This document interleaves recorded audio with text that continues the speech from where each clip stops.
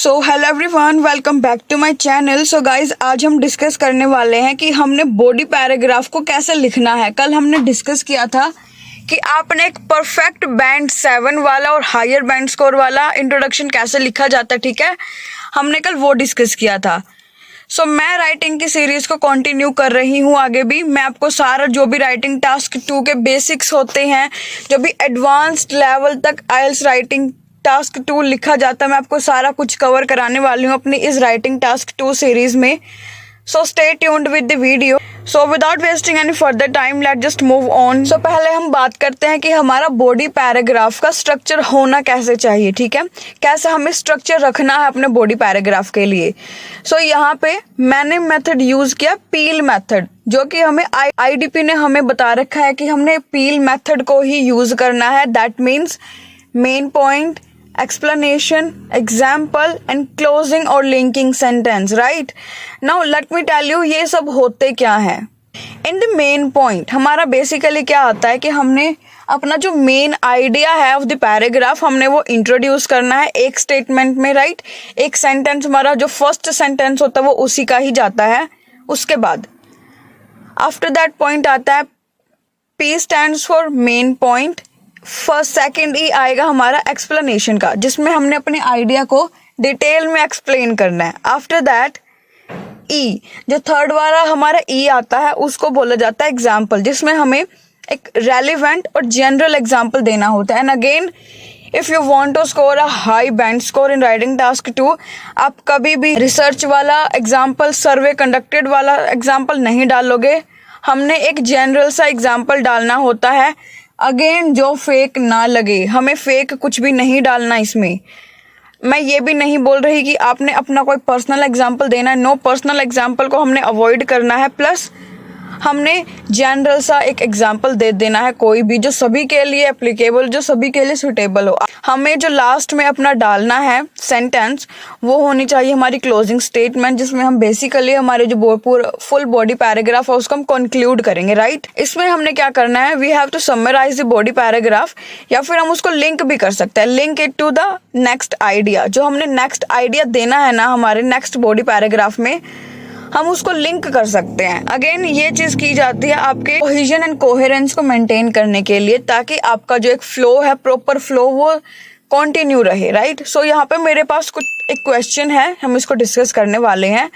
And again, मैं यहाँ पे आपको 5 बैंड वाला भी बताऊंगी कि 5 बैंड का जो बॉडी पैराग्राफ है वो कैसे लिखना है। प्लस मैं आपको 7 बैंड का भी बताऊंगी। बेसिकली हम आज इसमें कंपैरिजन करने वाले हैं। क्वेश्चन आता है that some people believe that children should be taught financial management in school.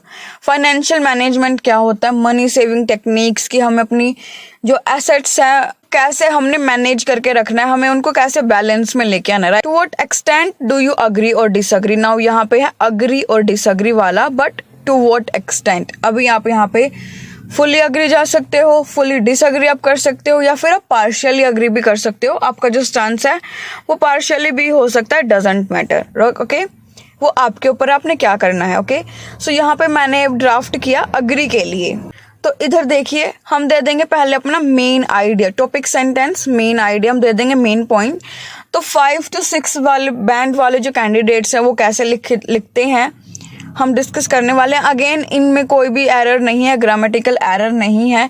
तो जो भी मेरी वीडियो देख रहा है राइट नाउ, चाहे आपका टारगेट 5 बैंड का फिर 7 बैंड का है, आप इनको अप्लाई कर सकते हो। एंड बाय डूइंग दिस आपका जो स्कोर है वो 100% श्योर इम्प्रूव होने वाला है, okay. So let's discuss it.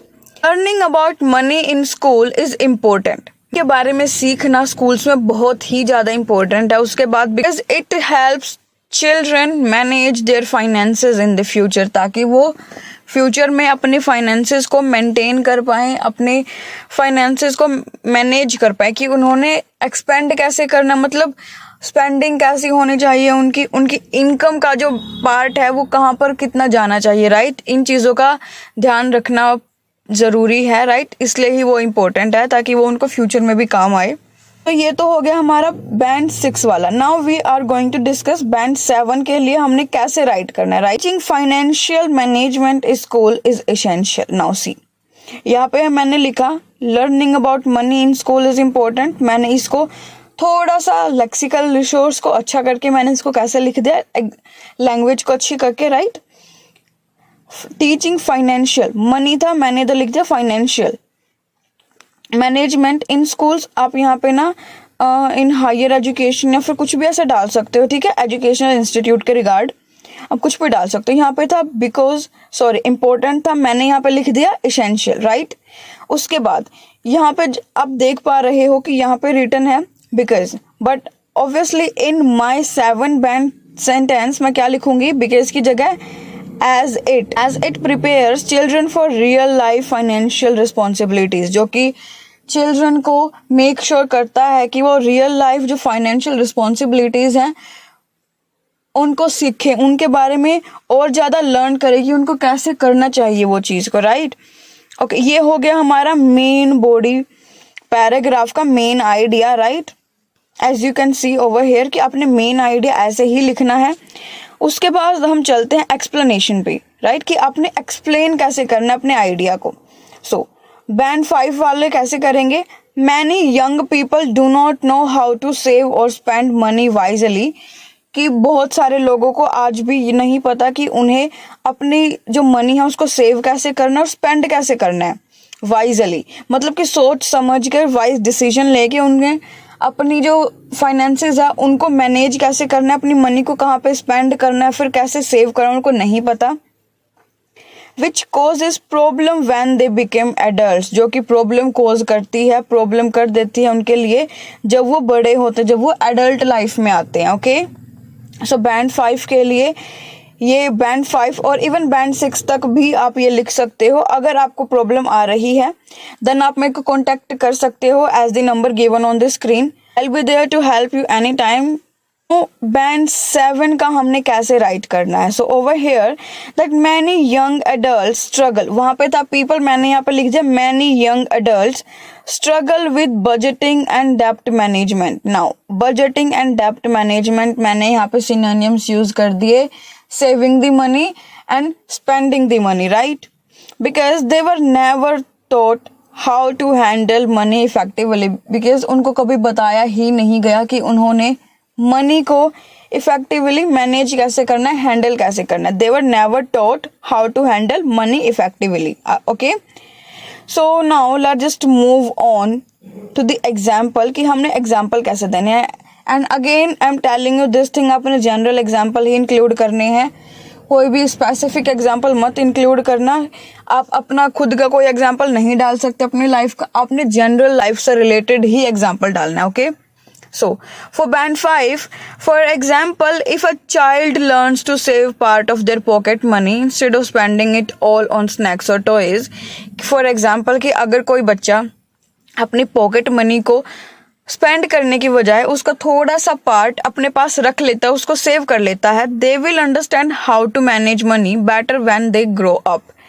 उनको उस टाइम पता होगा कि उन्हें मनी को सेव कैसे करना है। ओके, सो ये तो हो गया हमारा 5 बैंड वाला example. Now let's move on कि हमने 7 बैंड का एग्जाम्पल कैसे लिखना है, ठीक है। For example, a teenage who learns how to manage pocket money wisely will able to save for important things instead of spending everything on necessary items.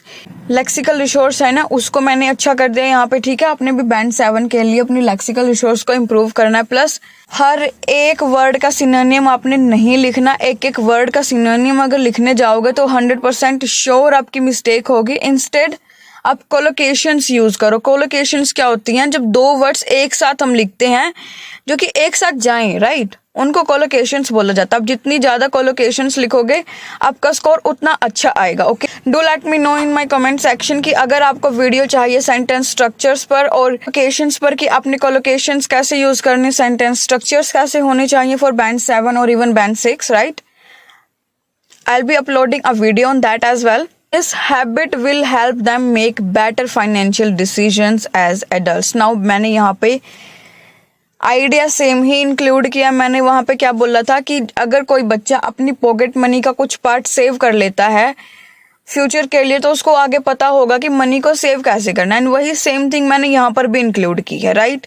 मैंने यहाँ पे अगेन कोई रॉकेट साइंस वाले आइडियाज़ नहीं इंक्लूड किए, right. Simple ideas हैं, but the way I have explained them matter करता है, राइट। आपने भी देखना है कि आप लेक्सिकल रिसोर्स किस लेवल की यूज़ कर रहे हो, आप अपने ग्रामर स्ट्रक्चर्स कैसे यूज़ कर रहे हो।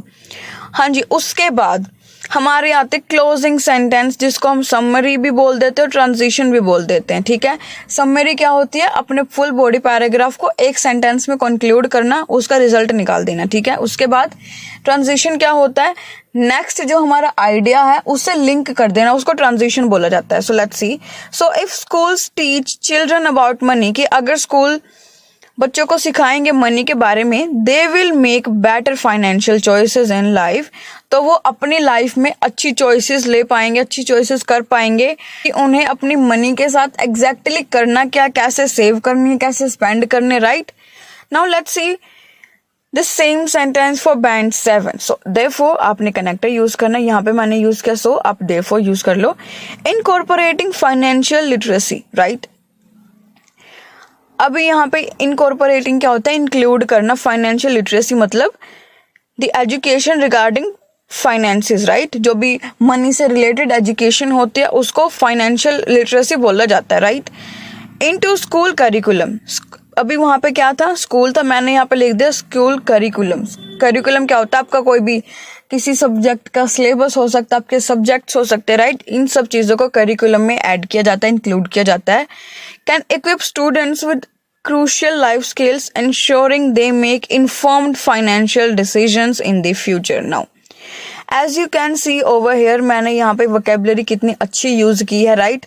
यहाँ पे अगेन मैंने कोई हाई फाई vocabulary नहीं यूज की, जो भी यूज किया है वो आपको ऑलरेडी पता है उन वर्ड्स का, but it's just that you need better guidance. आपको गाइडेंस की नीड है, आपको नॉलेज की नीड है कि आपने इन सभी वर्ड्स का यूज कैसे करना है exactly, right.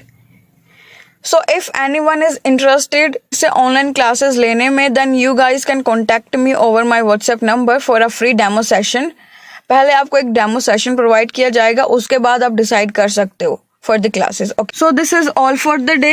If you find this video helpful, then don't forget to give it a thumbs up, share it with your friends, and subscribe to my channel. With this, keep practicing and all the very best for IELTS exam.